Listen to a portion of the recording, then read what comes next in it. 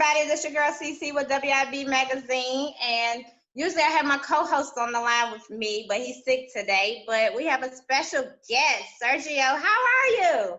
Doing good. What's good, y'all? I'm good. Happy Tuesday.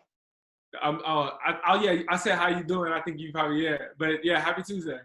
I said I'm good. Okay, so tell everybody who you are, where you from. So my name is Siergio. I'm an R&B singer, songwriter, actor, screenplay writer, and I'm originally from Chicago, Illinois.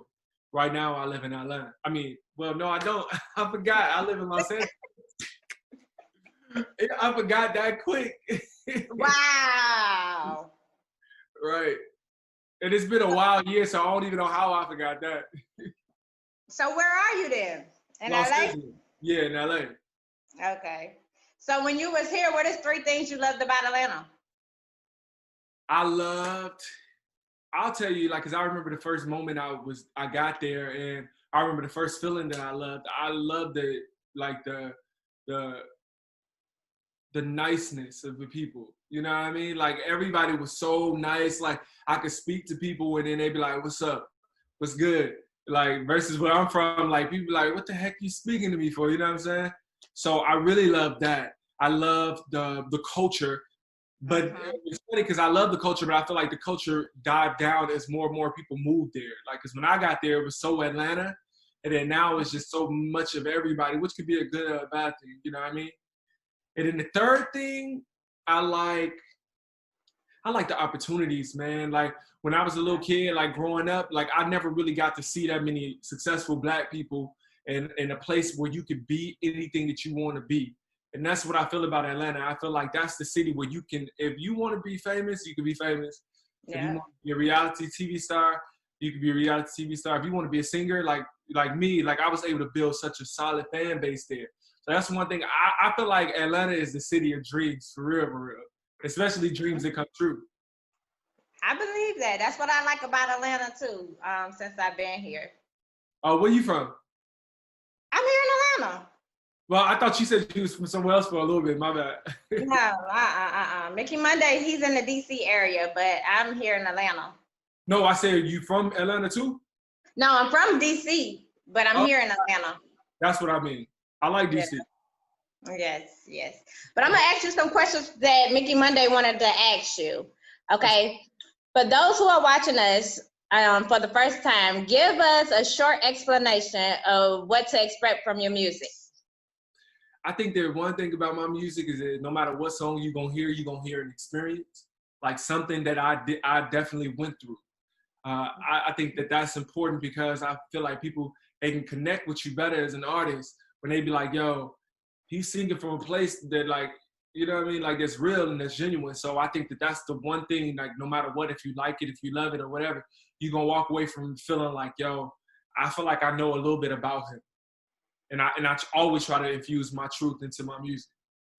Okay, I feel that. Okay, so with social distancing, being the new normal, what's the next big step for you? Ooh, yeah, it's really getting hard, you know, like being away from everybody, especially my family, and not having a haircut. As you see, I wore this because like, you know how we try to run away from reality. But like, I want this to, like, you know, I want to be able to look back at this and be like, "Yo, I remember why you had that on," because my barber, like LA, all the barbers are shut down. So like, I think that that's like adjusting to the new normal is like the next step. And that's like releasing music in this pandemic is like still finding ways to have fun in this pandemic.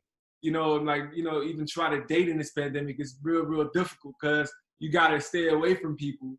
But yet you can't really stay away from people because I've been here since January and I've really been by myself most of the time. So it's getting a little hard, especially like my family. Like, I live all the way over here. My family live in Chicago. So it's like, I'm like on the other end of the country. Right. You better learn how to cut your own hair. So much, you know, I got a lot of curly hair, so it's kind of like hard. You know what I mean? Like, if I had hair, I feel like it'd be a little bit better. But yeah, I mean, I know how to shape up my mustache. And stuff. Okay. Okay, so he wants to know, what's your favorite album of the year so far, of this year?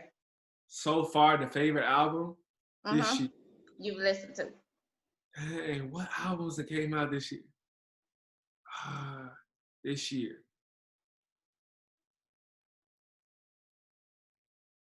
Dang, who came out this year? I don't know. Like, I know. I got it. Okay, who? Janae Chalumbo. Okay. I love that album. I even love the re-release that she dropped out. Like, I just like the feel of it. Oh my God, like the vocals, everything. Okay. Who has been your biggest supporters when it comes to your music career? My biggest supporters have definitely been my fans. And even some of them were like a little bit of maybe like my friends, and they became my fans.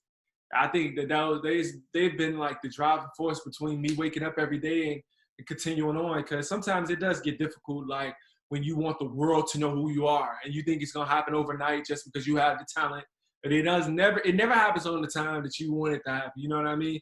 So I'll say like my fans, like, and I have such a personal relationship with them, you know what I mean? Like whatever they're going through, I feel it. Whatever I'm going through, they can even feel it. And I think that's the thing about me that I've always wanted to have, and I always want to maintain, no matter how big I get, is having that closeness with my fans where they can come to me and I can come to them, and it's like a family. Because, you know, like it's just, you never know who God put in your life to push you. And my fans have really, really been my biggest support system and push. Yeah, because I know the last time I seen you, you know, you was giving out the roses, going around singing to the ladies. I was like, okay, now, look at him now. Go ahead now. Get the women. You were showing a lot of love too, like, and that inspired me. So that's what I mean. Things like that, you don't understand. Like, even the love that you gave me, like, it was nothing for you to say, hey, like, I really want to let you know, like, I think that you're talented. Like, I really enjoy it. I enjoy your music. Like, it's something about that. And like, a lot of people don't know, like, it's hard doing this. It's really hard doing this on your own, especially. But when you have those moments of affirmation and those people that step into your life, even if it's briefly, or if they support you from the beginning of your career, the middle of your career, and forever, like, that just keeps you going. Especially me, it lights me up. Well, you know, I'm an R&B lover, so I love R&B music. But speaking of R&B, what do you think is missing in today's R&B music? You know what? I think that it's funny because I think this is gonna be like a really, really good answer. What's missing in R&B is notoriety. Because when I tell you, there's so many different artists that are so amazing and so like, but they like you don't even know about. Like, everything that you think that R&B is missing is totally not missing. It's just that it does not have the platforms that it used to have for you to be able to digest it and to know that it's out there. Like, there's so many amazing vocalists, so many different songwriters, so many different, the production, like even down to like the music that makes you fall in love, the music that makers in the 90s, things like that. You know what I mean? Like, you were able to get songs that you'd be like, yo, I remember where I was. I remember how that felt. And there's so many songs out there like that, whatever, but it's just like, we just need more people to put us in places where everybody know that it's out there. And speaking of that, I just started a thing called Atlanta's Got Talent that I'm gonna try to do and bring the R&B world back here in Atlanta area that I'm working on. So it's gonna be a little mixture of America's Got Talent / Apollo. Yeah. But I want to do it more for the R&B artists here, because I have met so many people in R&B world that sounds really, really, really good, but they don't get the credit that they deserve. And you're one of them. Like, I had to learn it from somebody else, and I was like, wait a minute, he got some dope songs. Hold on, I like this. Let me play him on my, on my playlist. I appreciate it, for real. I think rap music just has taken over the R&B world. Yeah. You know, it just goes like that. It has its flows and things like that or whatever, because even if you think about the early 90s, low-key, there was like a little hip-hop moment that came and kind of like overshadowed, and then you had Mary J. Blige, you had all those people like SWV come in like and be like, wait, now, you know what I mean? So I know it all has its time, but again, that thing that you're going to do with that Atlanta's Got Talent, like, that's going to open more doors for people and be able to introduce people to artists such as myself and other artists who are amazing, but you just don't even know about them. I'm working on it. I'm working on it. So this is COVID thing, I'm working on it. That's but tell me about your single. Is it Waiting? Oh, well, no, that was my last single. That's how I closed out my last album. So Waiting, yeah, it definitely was my last single. But I have new music coming very, very soon. My first single, I can't say the name, but it's going to be, I can't say the name, but you know what's funny? Like, it's crazy because I'm having the toughest time. Me and my team, we having the toughest time trying to tie that song into what's going on in the world right now in terms of like navigating. Because, of course it's an R&B record, but it's just like, I'm telling you to do something, but it's kind of like, we can't even really do it right now. Like, especially like me in LA, we can't be outside like that. We can't be maneuvering through the city like that. We have to go get our things and come back in the crib. Like, I know Atlanta has opened up, so a lot of it is like opened up, even though it's not totally back to normal, but it's really hard trying to figure it out. So like, that's really what's been my holdup. But my new single is really, really fun. I think it's really light and it's a feel good record. Like, it got a bounce to it or whatever. And it just really, it's one of those things where you really. And we can't even get the name. Give us something exclusive, gee. I can't even give you the name because, like the reason why people don't give you names because it could be somewhere and then somebody be able to snatch it from somewhere and put it somewhere else, you know what I mean? So like, I can't give the name, but I tell you that it feels good and it's definitely a new sound for me with this new album. Everything is just very new and it was really, really tough for me to create this music because I was like, I don't want my fans to feel like I abandoned them, you know what I mean? Or abandoned the sound that they came to love me for. And it's a little bit of that in there, but it's a whole lot of new. Okay. Well, then tell me what's been your favorite single out of all your singles that you promoted already? Which one has been your favorite one? That's a really good question. You know what I mean? I never thought about that before.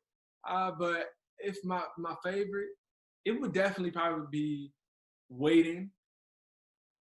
I think Waiting because it hit different when I sing it, when people hear it, the feeling the crowd. Like when I tell you, like all them shows that I was doing in Atlanta, like when people come to my show, whatever, there was a few songs they knew word for word, but when they knew the words to that song, because when I wrote that song, I was in such a really, really sad place, like just trying to get answers from God and trying to get clarity.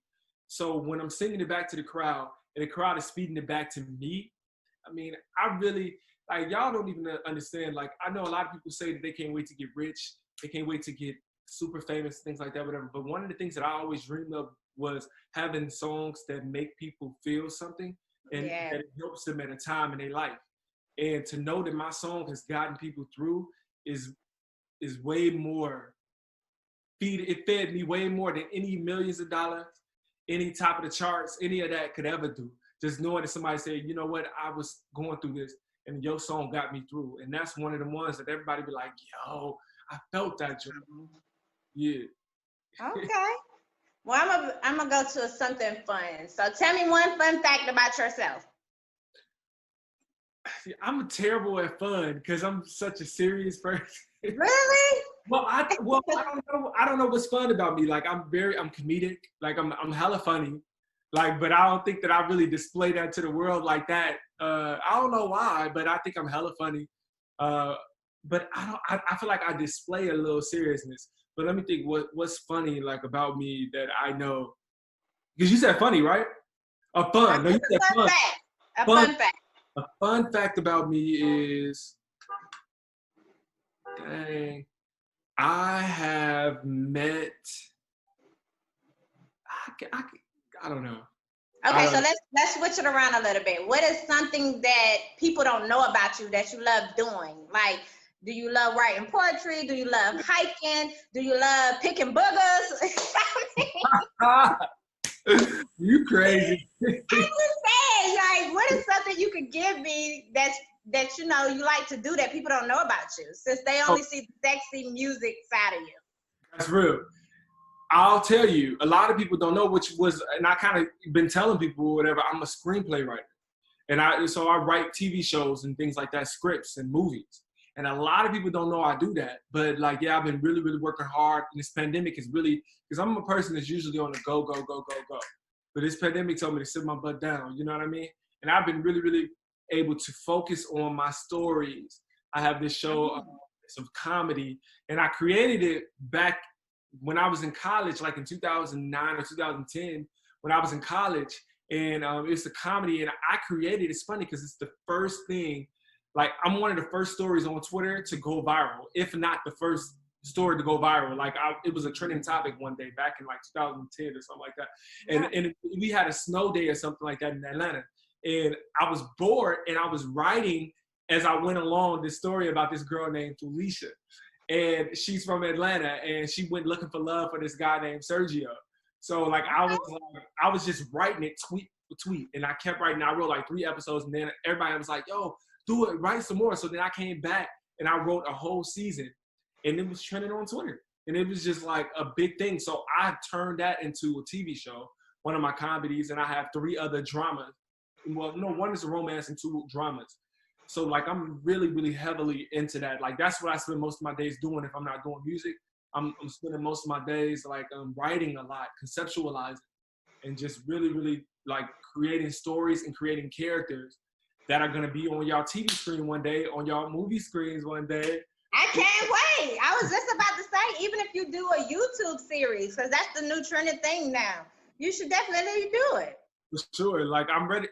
I want to do that. Even when I'm big in the film industry, the TV industry, I want to do something for YouTube as well. Like I want a Facebook show, a YouTube. Like no, I don't want to, no stone unturned. Like I want to be everywhere. Visibility is so important, you know, especially in this type of society. Like when people got shows, like you got Ryan Murphy, he has shows on like Netflix, Fox, like he got shows on Hulu, like Shonda Rhimes, she got shows on ABC, Netflix, like, and I look up to her because she's a Black filmmaker. She's a Black TV producer and a Black writer. Like she's from Chicago, she's a Capricorn, so I love her. So I just can't wait till I get to be able to have my content everywhere, YouTube everywhere.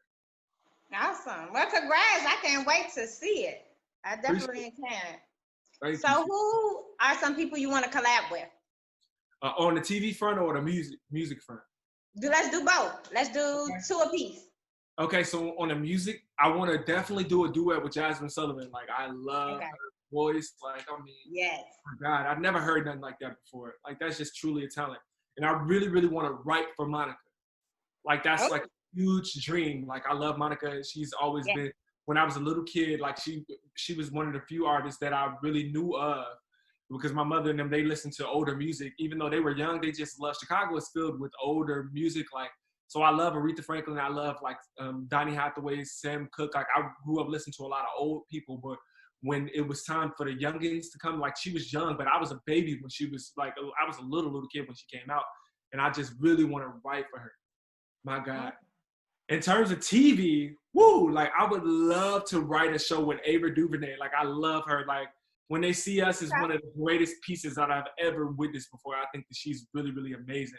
And I would love to collaborate on a story with Issa Rae. Like, I mean, amazing. Wait, I gotta do 3 because I love Spike Lee.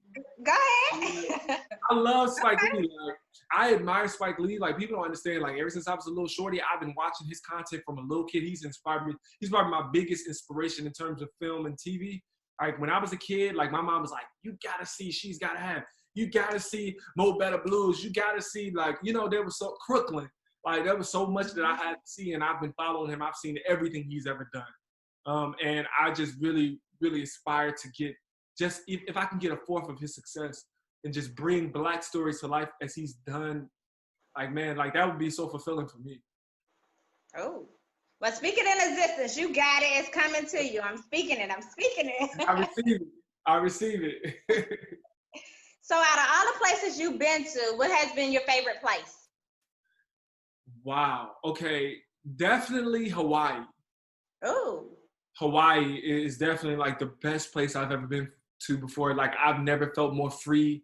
I've never felt more calm. Like it just stops you in your track. You know what I'm saying? Like I flew from Atlanta to Hawaii, and you know, Atlanta, we go hard in Atlanta. Like it's popping, it's lit. You know what I mean?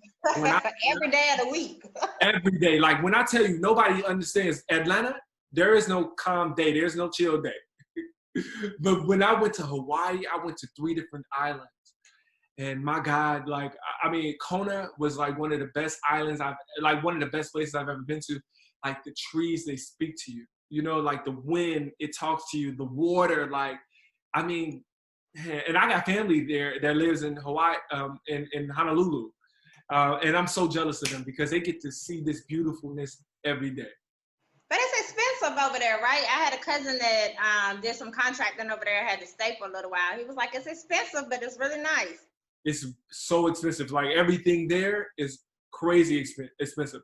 Like even when you talk to some of the townspeople, they say that they have to have roommates because it's really, really expensive. And it's not like here or Atlanta where, you know, all the job industry is thriving and things like that, whatever, you know, like back there, it's kind of like, it's different. So it is very expensive. Everything there is high as hell. Okay, so what has been one of the craziest things that a fan ever done to you? Oh, wow. I mean, it could be stalking, just doing stuff. And it's crazy, for sure, stalking. Like, and I'll tell you about my album, and I'll give you that title. Okay. But the title of the song from this album that I really touch on that because I had a situation before I moved where I had 3 situations where 3 people were stalking me. Wow. You know what I mean? Like, and I had to, like, and some of them were fans, like, and I had to go and do like restraining orders. And, you know, it was really, really difficult. That was one of the most difficult experiences because when you don't have their addresses or you try to get people to find addresses, whatever, and you can't serve them, people don't understand the justice system is not really set up to really benefit people. And, you know, I was just trying to do the right thing because I'm from Chicago. So everybody know, if you know where I'm from, you know what I'm saying? Like, it's a different wave. I'm built up different. Like, my family, my brothers, like, it's 13 of us. I'm from a Legion. Oh, wow. And I'm one of the only ones, one of the few that is not of the streets. And I'm a product of the streets, but I'm not of the streets. So I can say one word. And I tried to, you know, handle it, you know what I mean? But, like, you know, God covered me. And I wrote a song about it. You know, 3 different, it's funny because it's 3 different parts to the song. And the song is called Y-O-U, like the TV show on Netflix. I don't know if you ever seen that, but that's about the stalker situation. And I wrote the song as if I was them. On each verse is 3 different people. I wrote it, each part, like this is this person, this person, this person. And I had to kind of pretend that I was them and rationalize with the behavior because I think it's okay to idolize people and to like love them and support them and even love them from a distance. But when it becomes a point of you coming to their shows and you kind of acting crazy or like following people to their cars and things like that, or even following me to my home and things like that, like it really got difficult showing up to my crib. So that's the craziest thing. But I guess the most fun, crazy thing was back in 2010, I was on this reality show on MTV called The Sprite Step Off, where they was following us while we was in college. And it was like fraternities and things like that. And I was like the lead, I guess you could say the star of the show. Like everybody, I had so many people that recognized me from the show, especially during that time. We went to Miami for spring break and we on South Beach. And I'm chilling like down Collins, I believe. And me and my line brother, like I'm an alpha, by the way, I'm an alpha. And me and my line brother, we're standing and we're talking and we walking whatever. And I turn around and this girl recognized me. She screamed to the top of her lungs and ran after me. I was like, what the hell? And I just started running. And she started running towards me. And I just run it. And then I just stopped. I was like, you know, let me just stop. And she jumped on me. She's like, I love you. I love you so much. Oh my God, you don't understand how much I love you. And I was like, whoa, like, whoa. Wait, so you was running from a female one. See, that's what you get. That's what you get when you start, you know, you want to perform and you want to take off your shirt and do the roses and stuff. That's that sexy thing that you be throwing out there when you be doing them shows. Got the women going crazy. Right, and you know what I'm saying? Like I could even be mad. It was my instincts more than anything, you know what I mean? Because I'm like, yo, that's a good feeling. Like my line brother was like, he went back and told her, he was like, yo, I'm trying to be this famous. I'm like, I don't know if I really want that life because she was running so. And the thing is, she wasn't like right here to me, and like we wasn't like right here. She was like down the street and recognized me. And she just ran. Started running towards me or whatever. And my line brother walked off in the street. I'm like, looking at her like, what the hell? And she running towards me, so I get to running. I'm like, gosh. I wish I could have seen a video of that. I could have seen your face, and then you just. And you know we was on some drinks. So you know we was on South Beach. So you already know we was already drunk. Right. So you know I'm running and don't even know why I'm running, low key. All I see is somebody running. Yeah, but it's all good. I appreciate that type of love because I know it's only going to get more intense as I continue to progress and elevate. And you know what I mean? Like that reminds you just how much people adore you. You know what I mean? And so I wasn't even mad. You know, we took pictures. It was all love. She is like, I love you so much. And that fed my soul. You know what I mean? Honestly. Well, that's good. That's good. Appreciate Okay, it. so what advice can you give to someone that's want to be in the industry? One piece of advice that I'll tell them is like walk into the industry knowing who you are and whose you are, because like I'll tell you, this game is so difficult and so hard that rejection and the no's will oftentimes make you question who you are and make you question like, yo, who am I? Like, whose am I? Like, am I like the industry's or am I my own person? Am I God's child? So I think it's really important to walk into this game like with so many different like understandings of what comes with it, but also what to not allow to pull from you. You know what I mean? Like what to not, like when I say that, I mean like don't let rejection nip at your artistry. Don't let the no's make you think that you are not talented, that you are not amazing. You just gotta understand behind all those dozens of no's, like there's a yes somewhere in there. Somebody's gonna love you, even if it's not executives. There's fans across the world. I have fans across the world, Africa, Europe, Germany. I get my like my Spotify and my Apple Music and my Tidal reports weekly. And when I tell you, so many times there's countries outside of the United States and cities outside of the United States that play me way more than places like my hometown and things like that. It varies about a week. But it just lets you know that I've been told no by a lot of different people, a lot of different labels. I've been told yes, but sometimes those record deals were not for me. You know what I mean? Because you got to understand that everything that you want isn't for you. And that's important as well. So I say to anybody, just to walk in knowing who you are, because people in this industry will definitely kill bits of you if you allow it to. You know, and just really, really just trust in your gifts. Like if you trust in your gifts, you're going to touch somebody.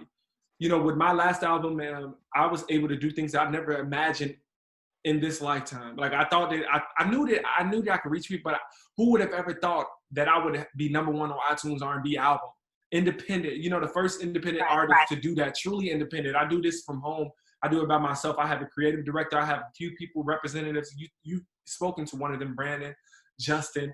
I have a few representatives, and like these collectively, with my creative director, RK, we come together and we do this. It's no major label. It's just me, my funding, my hard work, my talent, my gifts, their minds. You know what I mean? Us coming together, my producer, DJ Cool, and I do it. And so I never thought I would be #1 on iTunes R&B. Then I was number 10 on Billboard R&B. Like I just never imagined. So. Well, congratulations. Thank you so much. Okay, so we have 2 trivia questions for you. Bet. If it's music, I got it's easy. Okay, so mine is, if you could get rid of one of these in the world, which one would it be? Racism, violence, or drugs? And why? Racism. Because racism is the cause of all the things in terms of violence, especially violence in our community, that was taught to us. That was taught for us to divide, to be divided, to kill one another, to hate one another, whatever. So without that racism, we would not have all of the things that we have going on. Because if Black people truly had a chance at America like we deserve, because we built this country up from the ground up, from our blood, our sweat, our tears, our struggles, we are the backbone. Black women are the backbone of this country. Black men are the architects of this country. So if you really, really eliminated racism, you wouldn't have the need for all of that, to be honest with you. Those things were put in place to eliminate people that look like you and me. Violence, gun, those things like that. They looted our cities when we were thriving. They stole from us and robbed us. You know what I mean? Like, those are things that were imparted on us. So if you eliminate racism, they taught that to us. They taught that to everybody. They taught that to the world. You know what I mean? And we know who they are. Okay. So Mickey Monday's question is, if you can be any animal, what animal would you be and why? See, you can't see right now, but I have zebra print on my arm, on right here. So I would definitely be a zebra. And the reason why I say that is because one thing I love about a zebra is no matter what the zebra is, you could shave that zebra a million times, but their stripes never change. Ooh. And to me, I equate that to being a black man. You can whip me, you can try to take from me, but what you cannot do is you cannot keep us down as a culture. So I've always, my grandmother, she had so many different zebra print around the house. She had different little, pictures with the zebra. She had zebra like on her ground, like everything was zebra. And I always ask her, why do you like zebra? She's like, because like no matter what I do to it, whatever, they never change. Like it's never going to change. And that's what I've always embraced my blackness, because in her place, it was always so much black pride. And she equated that to blackness. And I took that with me, and I love zebra because of that. So I'll be a zebra because it's like, I have white teeth, but my blackness makes me, those stripes are what make a zebra who they are. You know what I mean? Okay. So, yeah. Well, I want to say congratulations on everything you're doing. Thanks for interviewing with us today. And before you get out, tell everybody where they can follow you. You guys can follow me everywhere at Siergio. That's Siergio. And everywhere, my website, SiergioMusic.com. I'm excited about everything I'm doing. Like, just stay up on my Instagram, my Twitter. Like, I keep it really, really fresh. My Facebook, even that too. Like, I always try to tell y'all what's going on with me. And I'm about to kick off this new era of music, which is really, really different and exciting. So I need all y'all support. If you've never, ever heard of me before, go listen right now to my last album. This will hurt. My first album, Songs for the Jeep. Great R&B music. And I'm one of the ambassadors of R&B. So if you don't know me now, you're going to find out about me later. So you might as well just do it now because Cece told you to. And Mickey, right? Yeah, Mickey Monday. Exactly. Like, everybody, they telling you to go listen to my music. So yes, we are. Yes, and especially if you like some R&B, some slow jams, that freaky stuff. Woo! That's all me right there. Bam. Let them know. I'll be like, oh, okay. I listened to a couple of them, but I haven't heard like your whole album. So I got time today. I'm gonna go and listen to some more. But when I first came out, I was like, let me get to know this person. Let me see who this is. Let me listen to some songs. So I'm an R&B fan, so definitely. I appreciate you. I can't wait to see your YouTube series. So continue on that writing. And I'm looking for your new project. Hopefully it's gonna be coming out soon. I can't wait to hear that. And just congratulations on your journey, man. No, thank you guys. And thank you so much for having me. Thank you guys. I really appreciate you so much for giving me the platform and taking your time out right now with me. It's been amazing. I thought the questions were so good, like, because they allow my fans and people to see more of me. And I felt so comfortable. So thank you, like, for real, the pleasure. Like, it was nothing but a pleasure. Thank you. Yes, and sorry you didn't get a chance to meet Mickey Monday. He's like the one that throws out the hard questions. So I'm glad that I had that man on there with me to give out the hard questions, but he does a really, really good job. So I'm hoping he get better. But also, before we get off the line, you know you're going to be on my next issue magazine. So y'all look forward to that. And I'll be sending that to you once I get that printed out and everything. So, I'll tag you. I post crazy. So you'll definitely know about it. I appreciate you, Cece. I appreciate you too. And happy Tuesday. Be blessed. Be safe. And wear your mask. Of course, always. I don't know where it's at, but it's somewhere in here. All right. So the next time I see you, I want you to have that haircut. You need to talk to LA about that. Tell them to open up the barbershops. See, come on back to the A. Come back to the A. We got you. We got you. All right, I'm gonna have to do something because this guy, it's so long now. It's crazy. So I need somebody to reel it in, like ASAP. Okay. All right. Well, you have a happy Tuesday. Thank you. You too. All right. Bye-bye. Boy, what you know? Rufus boy, let me love boy, what you know? Rufus boy, let me love boy, what you know? Rufus boy, let me love Caught up in my tea.